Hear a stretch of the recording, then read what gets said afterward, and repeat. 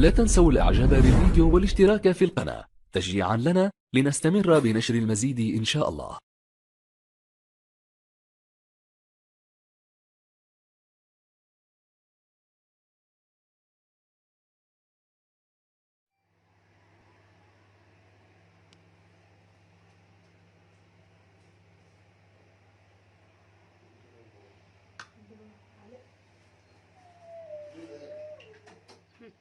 ازيكم يا احلى متابعين في الدنيا كلها؟ عاملين ايه؟ شكرا على تعليقاتكم الحلوه. متنسوناش في اللايك والاشتراك. مطبخ حنان الكيلاني اللي اول مره يدخل قناتي ويشوفها ويعجبه وصفاتي واكلاتي يعمل الاشتراك عندي في الزر الاحمر عشان يوصلوا مني كل جديد.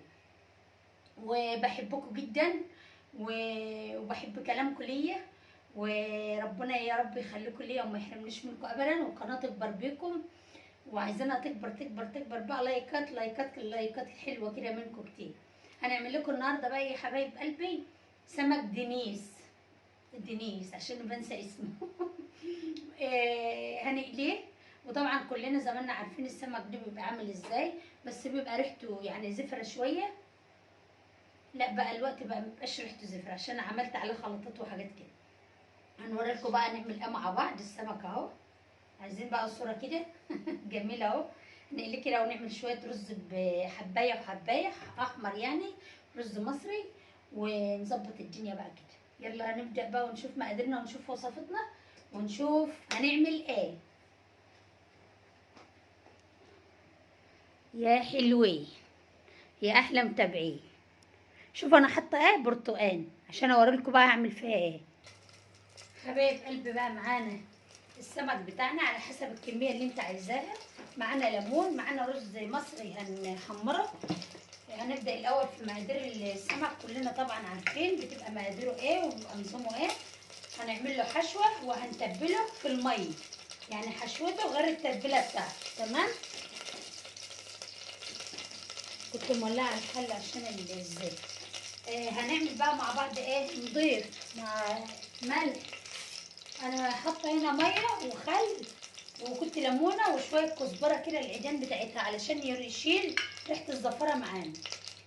شايفين هو اهو، وريحته بقت جميله خالص وما عادش فيه اي ريحه زفاره. طبعا كلنا عارفين تنظيف السمك بيبقى ازاي واي حاجه فيه يعني ده كده تنضفيه بابيض كده ونضيف. ونقوم نحط بقى نوت قرن شطه على فصين توم على شويه ملح. هنحط خل تاني قدامكم كمان شويه اهو. شايفين بقى الحلاوه دي. وطبعا انا هحط ليمون كمان اهو عشان اللي حابب يشوف انا حطيت ايه.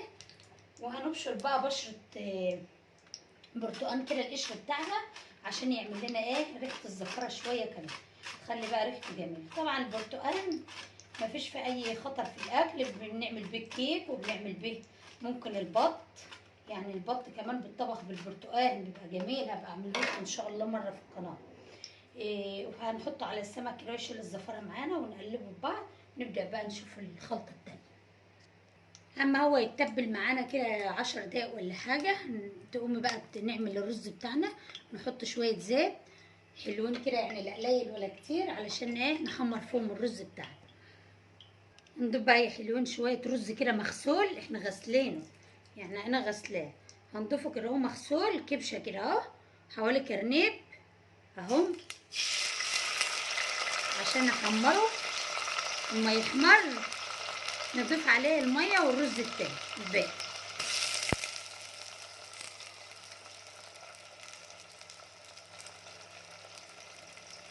كانت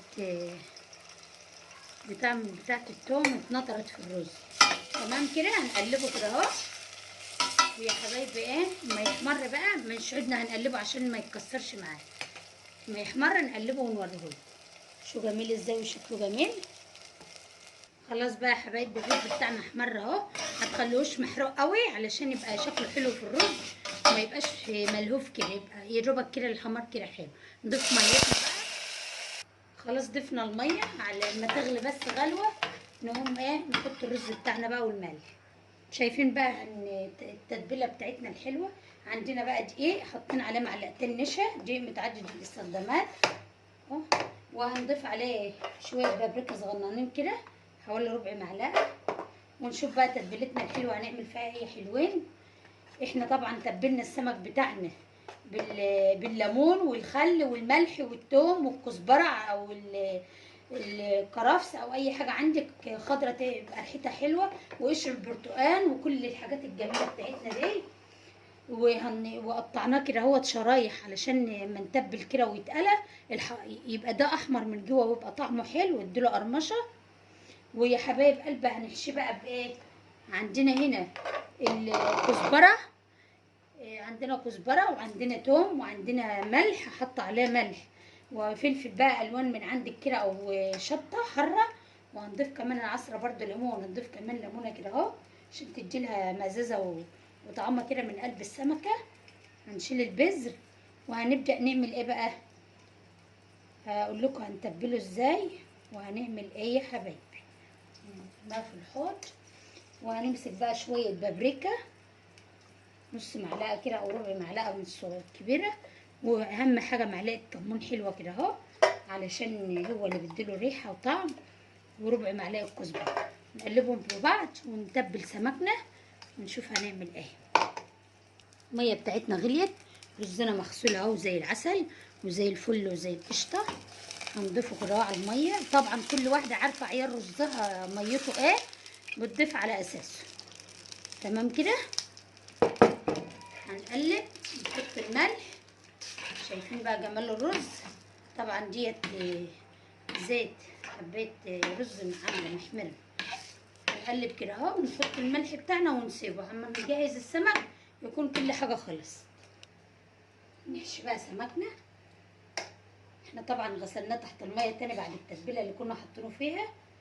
بسم الله الرحمن الرحيم، اللهم صل وبارك وسلم على سيدنا محمد. بسم الله اللهم بارك. هنضيف الدقيق كده اهو. بسم الله الرحمن الرحيم. ونقلي بقى يا حلوين.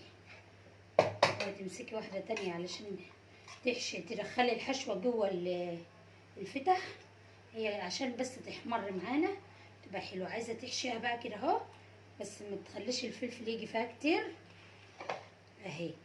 بس تحاولي تمسحي ظهر السمكه علشان ايه؟ عشان ما تحمرلكيش تتحرق في الزيت كده اهو. يعني انت حشيتيها تقوم عامله كده بالمعلقه. تمام. شايفين الجمال ده اهي. تدخلي فيها الكزبره كده اهو وتابعه راحتك برضه، والثوم والليمون والخلطه والحاجات الجميله دي مخليها اصلا ريحته روعه اهي. نتبلها بقى في الدقيق بس الفلفل ما يبقاش جوه قوي اهي. شايفين بقى؟ طبعا هحط الزيت على النار. يا ساتر. في الدقيق بقى كده، وطبعا الزيت على البوتاجاز مقدوح تسيبيه يعني لما يتقدح، وتحط سمكك بقى الجميل بتاعك ده. هنضيف بقى السمك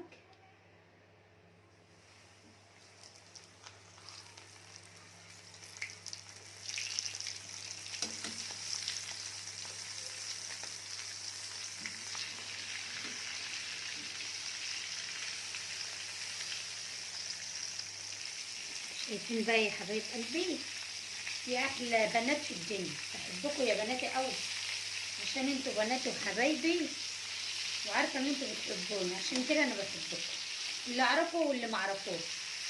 عايزاكم بقى تتعلموا من الوصفات الجميله اللي بتعجبكم دي، بتقعدوا تقولوا لي وصفاتك واكلك جميل يا طن وعايزينك تعملي كذا وكذا، وانا مش ناسيه اللي قايله على البشاميل بالفراخ، والله ما ناسياه وهعمله لها من عينيا الاتنين. فتعلموا بقى وشوفوا يلا السمك الجميل ده عشان تقوموا تشطروا كده وتعملوه زي الشاطرين زي خالتكم حنان. عايزه انصحكم بقى نصيحه كده، السمك لازم يتهدى عليه، مش تروحي تعللي النار بقى على الاخر زي كده يحمر ويطلع منك يبقى طري وريحته زفره وحش. تهدى على النار عشان ينشف السمكه، تنشف من جوه والدم بتاعها ينشف وكل راسها وكل حاجه فيها تنشف. تيجي تاكلي السمكه مش تلاقي لحمها طري حتى لو مشوي. تهدى على النار علشان يستوي. السمكه مش بحمرها، السمكه بنشوفيتها ان هي تنشف معاكي، دي اللي بيخلي طعمها حلو. ما تشعوطيش وتطلعي كده يبقى مش تمام. شايفين بقى منظر الرز وجماله؟ شايفين لما يكون الحبايه مش حمرا قوي بتبقى عامله ازاي؟ ما بتبقاش محرقه في الرز، بتبقى كده مفلفله وشكل لونها حلو. مش تروح تحمروا الرز كده جامد ويبقى شكله وحش في يعني تلاقي الحبايه دي بدل ما هي صفرة وحلوه ورقيقه وجميله كده تلاقيها حمرا وسرة ووحشه. لا، شوفوا بقى لونها. ما تتحرجيش بقى ما تيجي تحطوه قدام ضيوفك، ما تيجي تغرفي الاكل يبقى شكله حلو والرز شكله وطعمه حلو، مش محروق واحمر. ماشي يا حبايبي. والسمك على قد حجمه تهدي ناره، يعني لو هو اكبر من كده هنهدي اكتر من كده. هو على قد حجمه اهو، عملت النار على قد حجمه. تمام يا حلوين. اي معلومه عايزينها سالونا حبايبي وانا اقول لكم عليها. وفتحات السمك دي بتنشفه وتحمره اكتر تخلي طعمه حلو. نطلع بقى سمكنا على المناديل كده، مناديل ورق مطبخ يعني، علشان ينشف الزيت بتاعه. طبعا ده اخر حمار له اهو، نشف ومقرمش كريسبي خالص، ناشف خالص وجميل. تضمني كده نجاح السمكه اما تكون نشفت معاكي حلو. اللي لسه مش حمرا تقلبيها كده، هي ناشفه بس هنحمرها شويه. شايفين بقى جمالها؟ قشطه بالهبل. لسه هقول لكم هعمل ايه حبايبي. كده خلاص مرت معانا اهي. هقول لكم هعمل ايه اهو. شويه ملح بقى على الخلطه الجميله الكزبره بتاعتنا والفلفل الالوان دي، شويه ملح صغننين كده بايدك، شويه كزبره حلوين كده. تمام تمام كده، مش عايزه اكتر. شويه كمون حدقين كده، حط كده شويه ليمون قشطه كده، اعصره كده اهو، كده اهو. نشيل البذر. شايفين بقى الجمال ده؟ عشان تدعولي كده وقولوا ايه، يا رب يسعدك يا حنه وما يشمت فيك حد ابدا، ويشفيكي وخليكي لنا ولولادك والحبايب. بس خلينا الاحلى الحبايب بس. ونحط بقى شويه ايه بتاع جميل كده اسمه، هيقولوا معايا بابريك. وهنرش على الجمال بتاعنا ده اهو. السمك بقى كده يشرفك كده قدام ضيوفك كده. تمام. مش هكتر قوي، وارجع اعصر ليمون على السمك بتاعي كده، واقلبه على الناحيه التانيه وهو كذلك. ينام بقى ويقعد كده على الخلطه بتاعتك الجميله دي وتبقى متحبشه كده. شايفين الليمون؟ شايفين السمك المقلي ميزته بقى في الليمون، جماله في الليمون اهو. يلا يا احلى متابعين في الدين واحلى سمك معاكم. وري سمكنا حبايبي خلص اهو. شايفين بقى جماله وحلاوته وطعمه بقى، ولا ريحته جايبه من على باب الشارع. انا ما طلعتش على باب الشارع يعني، بس اللي طلع جه قال لي. هنعمل بقى مع بعض السلطه بتاعتنا الجميله دي. هقول لكم بقى نعملها ازاي. معانا بنجرايه بشراها حته صغننه كده على فصين توم، هنضيف عليهم شويه خل صغننين، هنضيف عليهم شويه زيتون صغننين. تمام كده. هنضيف عليهم شويه ملح صغننين مش نكتر. هنضيف عليهم عصره ليمونه حلوه كده جامد. هنمسكهم بقى عاملين طبعا السلطه، كلنا عارفين السلطه بتتعمل ازاي، وهنعملهم على بعض كده اهو. وخلي دايما البنجر لوحده، ما تبشروش وتحطيه على الطماطم وتسيبيه وتقلبيه. لا، ده انت هتخليه كده اهو وترشيه بس كده اهو، وما تقلبوش ولا حاجه علشان ايه لساعه الاكل بقى. تمام كده، علشان بيسرد ميته وكده يا حلوين. وكده احلى طبق سلطه واحلى سمك واحلى شويه خضار. وهنجيب شويه الرز برضو معاها. وكده اكلنا خلص اهو. متنسوناش بقى في اللايك والاشتراك. وكده خلص والرز بتاعنا وكل حاجتنا. يلا كده تمام.